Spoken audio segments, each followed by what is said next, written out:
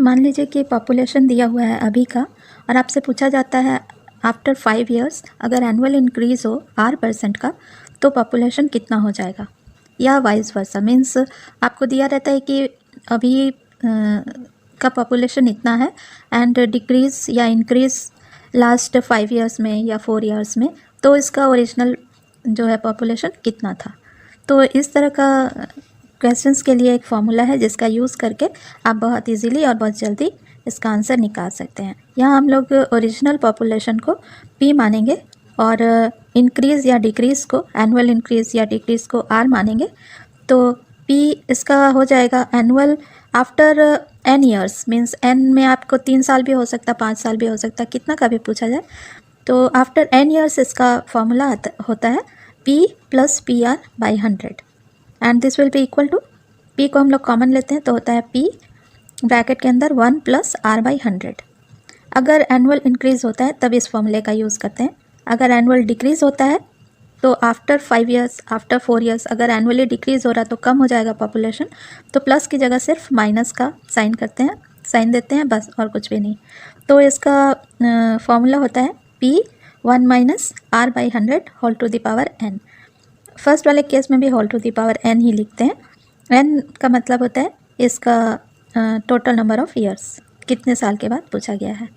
अभी 2 क्वेश्चन हम लोग लेंगे जिसमें एक तो इंक्रीज़ होता है तब क्या होता है, और एक मतलब अगर बाद के ईयर्स के बारे में पूछता है तो, और दूसरा क्वेश्चन लेंगे जो प्रीवियस ईयर्स का पूछता है। तो मीन्स पॉपुलेशन इतना हो गया है तो ओरिजिनली कितना था ये पूछता है। तो इस तरह के 2 सम्स करते हैं हम लोग एंड देखते हैं कि रिज़ल्ट क्या आता है। पहले वाले क्वेश्चन में 4% का इंक्रीज़ है, एनुअल इंक्रीज़, तो R की जगह हम लोग 4 लिखेंगे एंड n = 3 ईयर्स है, population increases for 3 years. And इसके बाद इसको फॉर्मूले में सब्सटीट्यूट करके वैल्यू को कैलकुलेट करते हैं तो पॉपुलेशन = हो जाता है 15625 इंटू हॉल के अंदर ब्रैकेट के अंदर 1 + 4/100 होल टू द पावर 3। 1 + 4/100 को एलसीएम लेकर के हम लोग इसका कैलकुलेट करते हैं तो 26/25 आता है। 4/100 को कट कर देंगे, 4 × 1 = 4 एंड 4 25 सा हो गया। 25 और 1 के नीचे 25 नीचे आ जाता है एलसीएम, एंड 25 + 1 बिकम्स 26/25। ये 3 टाइम्स मल्टीप्लाई हो जाता है, 15625 इंटू 26/25 इंटू 26/25 इंटू 26/25, एंड इस तरह से हम लोगों का फाइनल वैल्यू आता है आफ्टर 3 ईयर्स। अभी यही वाला क्वेश्चन अगर आफ्टर 3 ईयर्स का दिया हुआ हो तो हमारा ये जो फैक्टर है, multiplication factor 1 + 4/100 whole to the power 3, ये जो है आप डायरेक्टली यूज़ कर सकते हैं इसको, क्योंकि 3 ईयर्स पहले का जब निकालेंगे तो ये 26/25 की जगह 25/26 हो जाएगा। अब इस एग्जाम्पल में हम लोगों को प्रेजेंट पॉपुलेशन दिया है एंड 3 ईयर्स बाद का नहीं बल्कि 3 ईयर्स पहले का पूछा जा रहा है। तो क्वेश्चन है, if the annual increase in the population of a town be 4% and the present population, present दिया हुआ है, is 17576, what was it 3 years ago. तो इसका फॉर्मूला हम लोग इस तरह से लिखेंगे, पॉपुलेशन 3 ईयर्स एगो जो फॉर्मूला है हम लोगों का उसी को फॉर्मूले को लिखेंगे, 3 ईयर्स एगो का फॉर्मूला लिखेंगे तो हो जाएगा, वो है P जो कि 3 ईयर्स एगो है, इंटू 4% के हिसाब से प्लस करने पर आता था 26/25 whole to the power 3 is equal to हो जाना चाहिए प्रेजेंट पॉपुलेशन। अब ट्रांसपोजिशन करके इज इक्वल टू साइन के left side and right side values को जब शिफ्ट करते हैं तो हमारा ये चेंज हो जाता है, पॉपुलेशन 3 ईयर्स एगो यहीं पे रह जाता है इज इक्वल टू के पहले, एंड बाकी सारे वैल्यूज़ को हम लोग राइट हैंड साइड ले जाते हैं। तो हमारा 17576 पहले से था प्रेजेंट पॉपुलेशन, इंटू 26/25 जो था वो अब हो गया 25/26, रेसिप्रोकल हो गया, बिकॉज वो राइट साइड जा कर के डिवीज़न होगा एंड डिवीज़न को मल्टीप्लिकेशन में जब चेंज करेंगे तो रेसिप्रोकल हो जाएगा। तो आप ये डायरेक्टली भी रफ में यूज़ कर सकते हैं बहुत जल्दी करने के लिए। 26/25 को हम लोग डायरेक्टली 25/26 करके मल्टीप्लाई कर सकते हैं।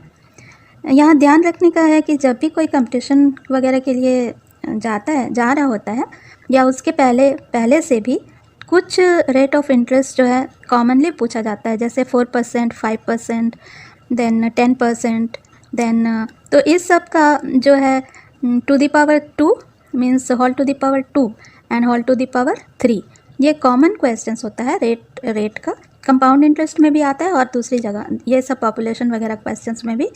तो इसका जो फाइनल वैल्यू आएगा मल्टीप्लिकेशन करके, means 26/25 whole to the power 3 करने पर कितना वैल्यूज़ आएगा 4% के हिसाब से या 5% के हिसाब से करेंगे तो कितना वैल्यूज़ आएगा, ये सबको पहले से लर्न करके रखना चाहिए। तो इस क्वेश्चन को अब कैलकुलेट करते हैं। 17576 into 25 into 25 into 25 by 26 into 26 into 26, और ये कैलकुलेट करके इसका आंसर आता है 15625।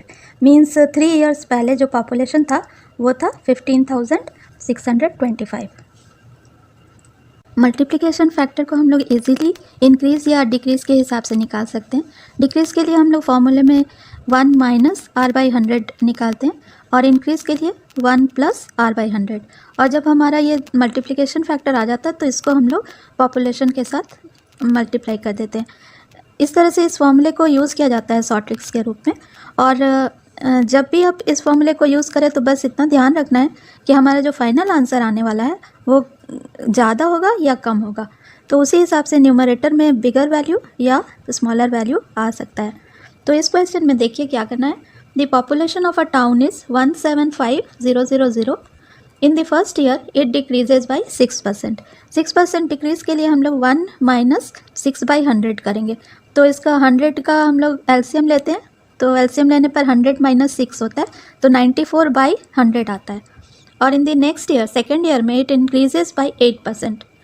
8% के लिए अब हम लोग 1 प्लस 8/100 करते हैं, तो 100 प्लस 8 हो जाता है, 108/100 आता है।